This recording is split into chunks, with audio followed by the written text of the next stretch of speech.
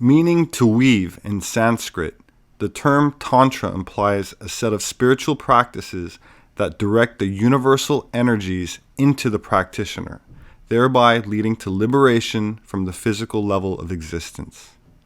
The tools one may use in Tantric practice include things such as mantras, meditation, and mudras, which are positions of the body, especially the hands, that have some kind of influence on the subtle energies of the body or your mood. This is the real significance behind the Masonic hand gestures, which may be used as a subtle form of communication to other members, but in a more esoteric sense are employed in the harnessing and manipulation of energies, sometimes called chi, ki, orgone, prana, and vril.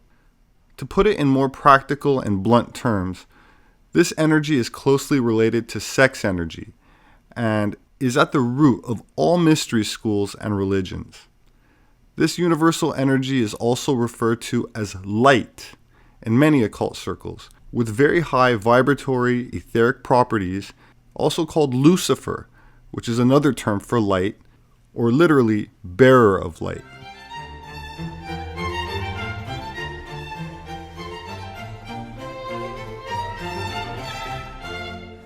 Alan Watts was a British philosopher who popularized Eastern esoteric philosophy for a Western audience. Born in England, he moved to the United States in 1938, where he pursued Zen training in New York and received a master's degree in theology. Watts went on to gain a large following, writing more than 25 books and articles, as well as recorded talks which still shimmer with a profound and galvanizing lucidity.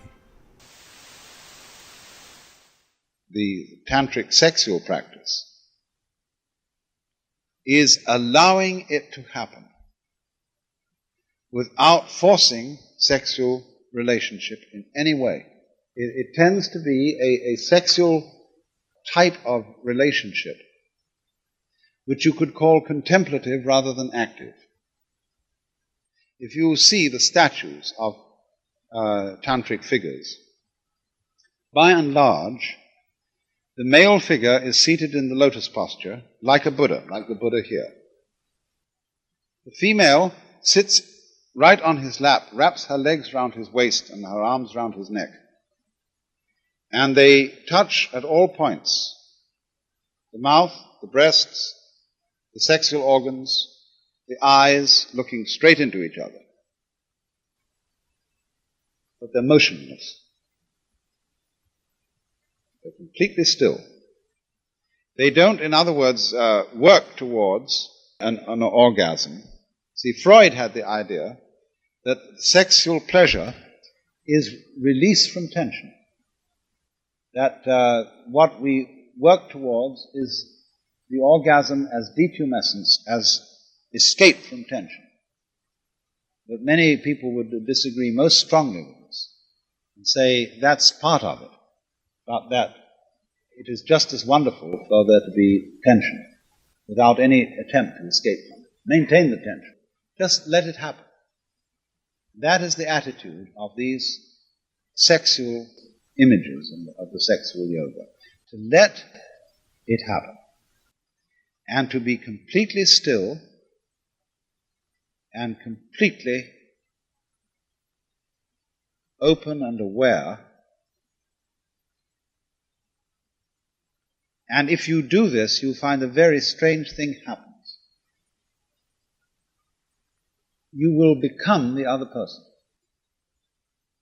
And you will experience yourselves as a single organism, where the two bodies literally melt into each other.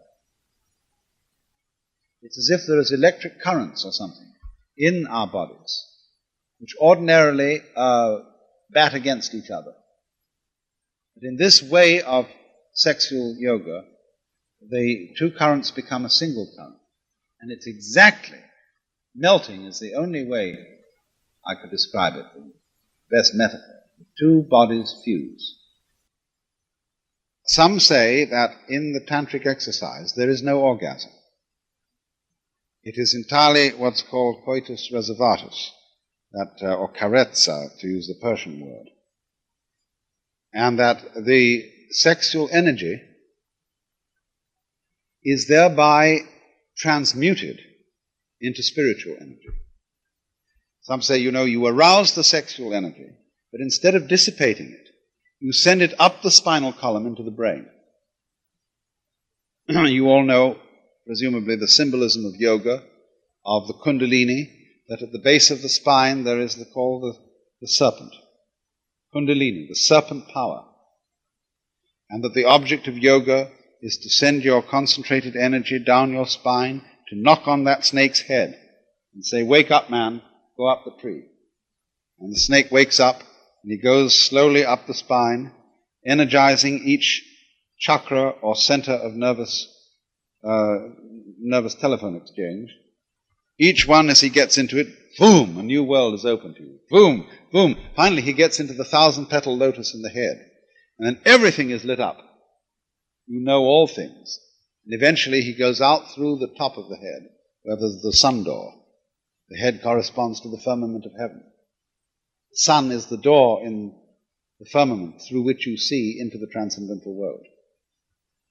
Sexual energy is the Kundalini, is the serpent power, is the divine power. If you dissipate it in orgasm, you'll lose it. If you conserve it, you raise the power, raise the orgiastic feeling, but don't have orgasm. Instead, direct the sexual energy up the spine into the head, you'll get illumination. And many tantrics practice this way. They use the intense fascination of sexual arousal to be the instrument, the incentive for intense concentration on each other. So that you look with the whole, supposing you look into the other partner's eyes, and your interest in the other person's eyes is coupled with sexual fascination, you have colossal power of concentration. To look and look and look and look and look and look into those eyes. Now, if you concentrate long enough, you go into trance, and if you know how to handle trance, you go through trance into samadhi and so on and so on.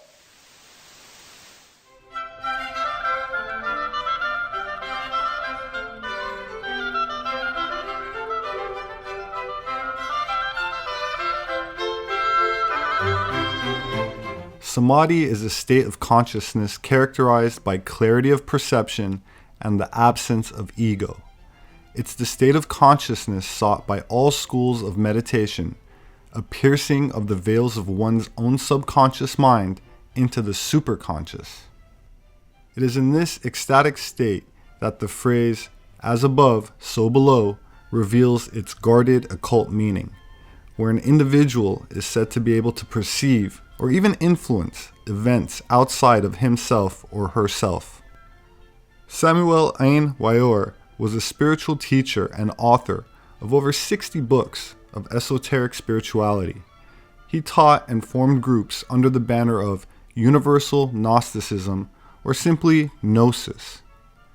Born in Bogota, Colombia, he published a book entitled The Perfect Matrimony that claimed to unveil the secret of sexuality as the cornerstone of the world's great religions. That was a great initiative that Master Samael Aun Weor knew in South America, whose name was the Dr.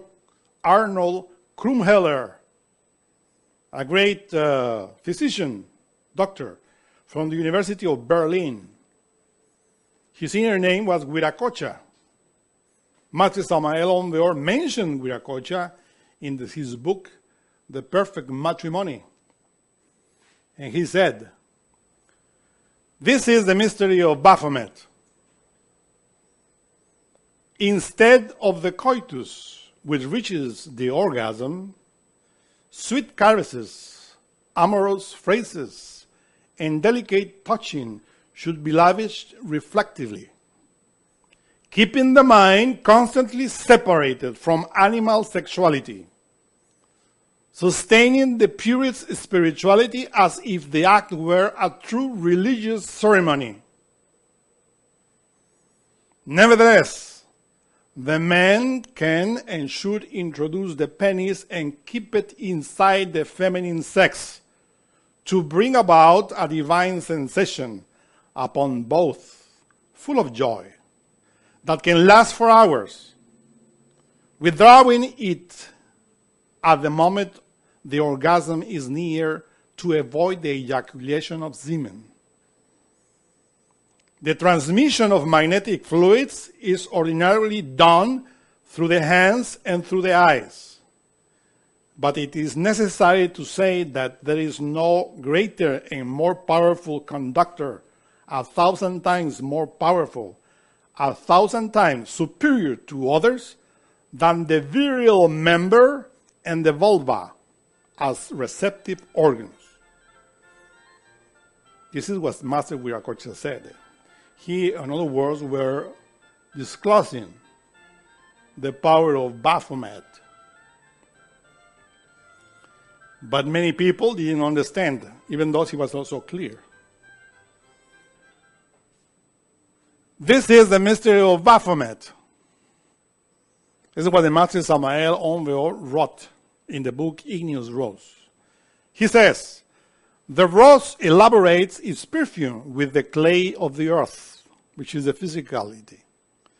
The slithering worm does not like the gardener who removes its clay. Our disciples will now comprehend on what basis do the tenebrous ones qualify the sexual alchemists as thieves. And the proof is this. When you read the book of Genesis, chapter 2, verse 25, the very bottom of that chapter, it is written, and they were both naked. But we put in parentheses the word that they use for naked.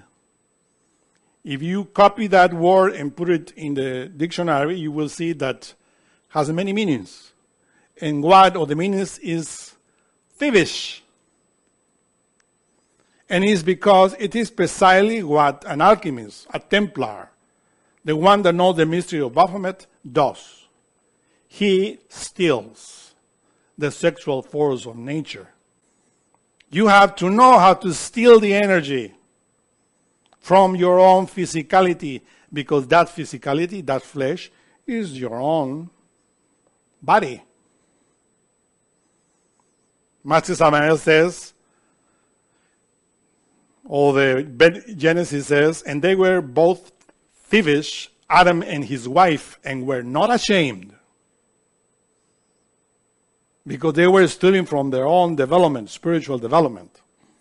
Now the devotees of the path will understand why Christ said, the kingdom of heaven suffers violence, and the violent take it by force.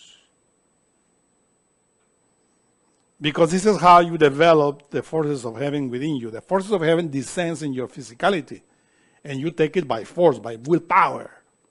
It's not easy. The weak succumb in the sexual act. And that's the mystery of Baphomet. You have to be a thief. And that's why the tenebrous, the fornicators from Klipoth accuse the alchemists of being thieves. Because we, when we transmute, we are really thieves. We like to steal for God. But it's not stealing like in this physical world, money or dollars, because that's stupid. He's stealing from his own energy, his own force, his own physicality. And you transmute the sexual force. That's the mystery of Baphomet. That is taught by Moses through his Kabbalah in all the book of Genesis. When you are in the sexual act, you are touching the tree of life. But remember the commandment, don't eat of it. You touch the tree and you eat the fruit, and that's precisely the problem. You can touch it. But don't eat it. Because by touching it is how you transform the energy and feed your spirit, your soul. But if you eat it, when you fornicate, you make lust and then the rest of egos inside. And you become idolatrous. Even if you don't have in your home statues and you think that only God you worship, but you are a fornicator, you are also a killer. Because you are killing the life. Or as in esotericism we say, any bodhisattva that falls into animal generation is accused of having killed the god Mercury, or the Mercurius, which is the sexual energy. What are you performing when you are in fornication? The Zohar explains the different. You are a thief as well, but a bad thief. After the orgasm of the animals.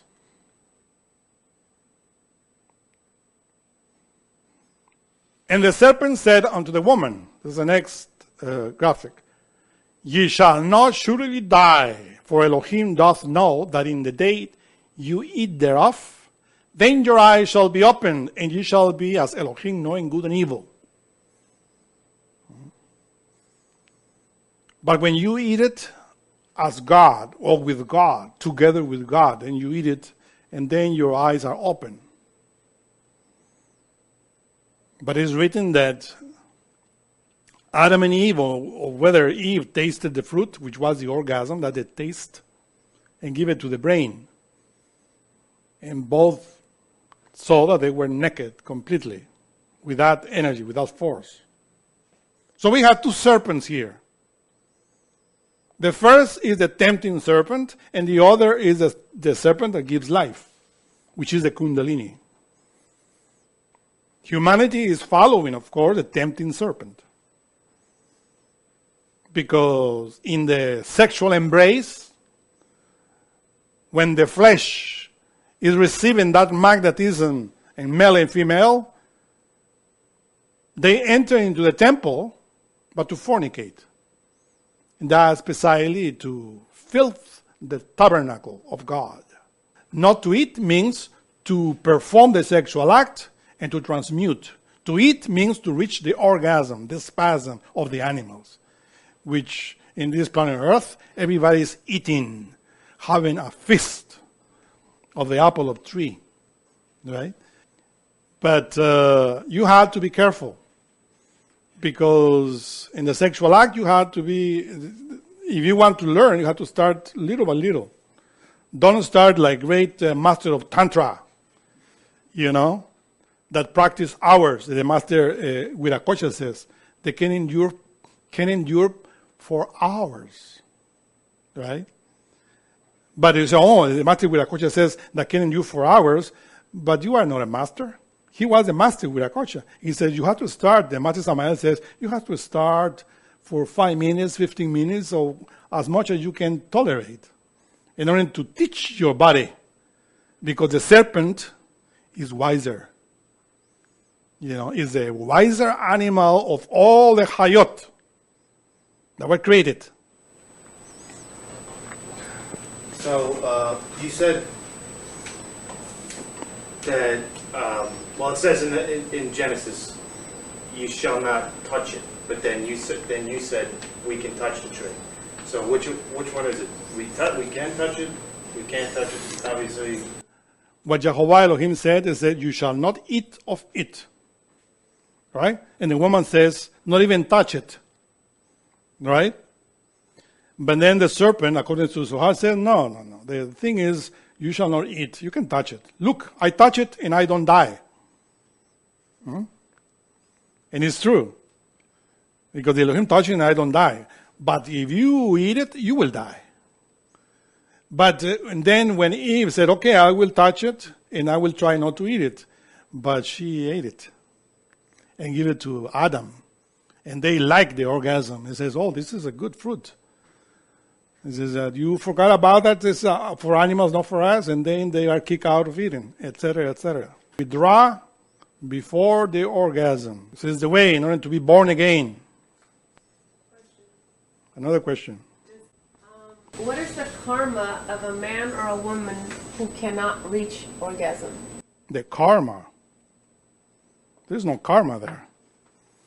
In this case, for the woman that cannot reach the orgasm, why, if you cannot reach the orgasm, you have to fight for it? It says you cannot be an animal because you don't reach the orgasm. Then fight in order to be an animal. That's incongruent. In this day and age, is precisely what people receive teachings. That some women are difficult to reach the orgasm, so they have to teach her.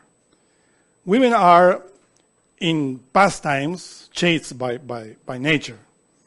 But in this day and age, there's a lot of pornography there and filthy things that teach the woman how to fornicate, how to reach the orgasm, and that's bad. In other words, the woman had to be more bestial as she already is, and how the man can be more bestial as he already is. But remember, the choice is yours. Take the path of the good or the evil. It's up to you. When you are in a sexual act, God is one. And if you pollute the sexual act, you are insulting that only God within you. Thank you very much. Ecstasy or samadhi is not a nebulous state, but a transcendental state of wonderment, which is associated with perfect mental clarity.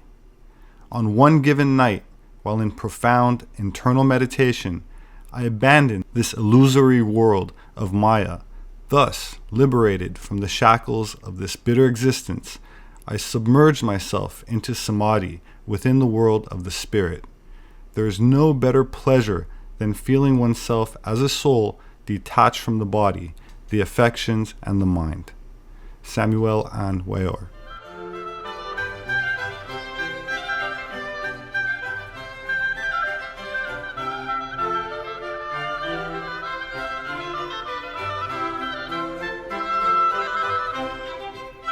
My name is Robert Sepehr. I'm an independent anthropologist and author. My published books are available on Amazon.com. Kindly check them out if you're interested in the material I cover in these videos. I appreciate all of the Patreon subscribers, and to those who have made a donation to Atlantean Gardens, thank you very much. And to those who contribute their time and effort by sharing these videos, I thank you very much as well. So please leave me a comment. Let me know your thoughts. Be safe, and I will see you again soon.